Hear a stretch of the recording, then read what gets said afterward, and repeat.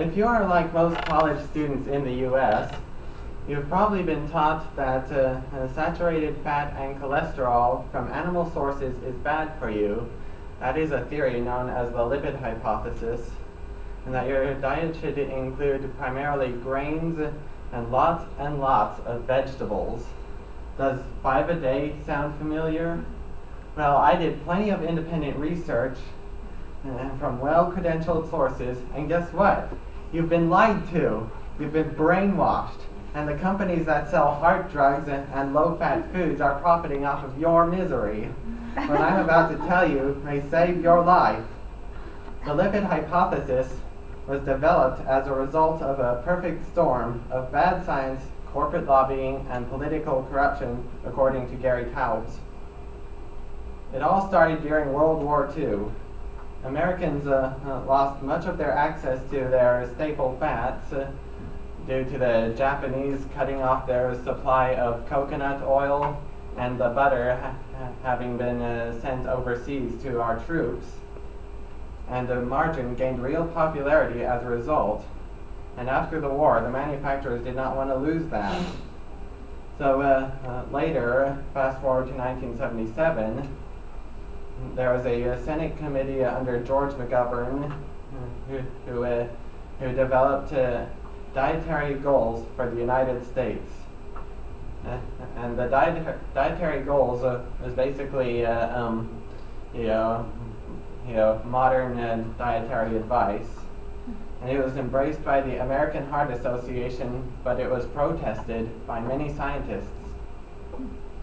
Dietary goals was based on flawed and cherry-picked studies, according to Uffe Ravenskov.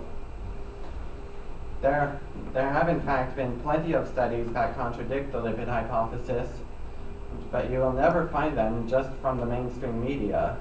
Here are some examples. According to Mozaffarian, Rim, and Harrington, increasing the intake of saturated fat was found to reduce the progression of atherosclerosis, or heart disease, in women.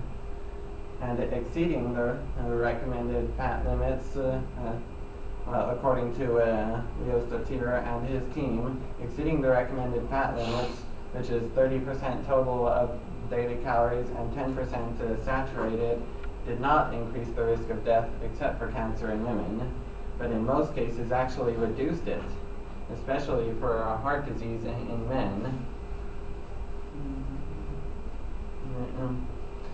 The evidence for what is truly healthy food is not just in clinical studies, but also in human history and biology. Healthy primitive cultures pretty much uniformly consume plenty of animal foods, and they don't skip out on the fat, according to Barry Groves. For example, the pre-colonial Inuit ate exclusively meat and fish. It was mostly raw, and they had excellent health. And in Kenya, the Maasai consumed the milk, blood, and occasionally meat of their cattle, and they had excellent health, as opposed to the Kikuyu, who ate very little animal food. And in pre-agricultural days, human waste that was discovered was almost completely devoid of plant material, and the teeth didn't show any wear from eating plants, anywhere that was consistent with that. And that would indicate that our species was pretty much carnivorous up until the agricultural revolution. And the results of human evolution or design, depending on what you believe, continue to manifest themselves today. For example, low-fat food, it just doesn't taste good, and it's boring. This is because our taste buds naturally favor healthy foods, and the reason that a lot of unhealthy food tastes good is because it is processed, so And the process is to subvert that natural protection we have. Also, the structure of the human digestive system is similar to that of a carnivore, and very much unlike that of a herbivore, according to Barry Groves. The implications of these inconvenient facts are immense and far-reaching.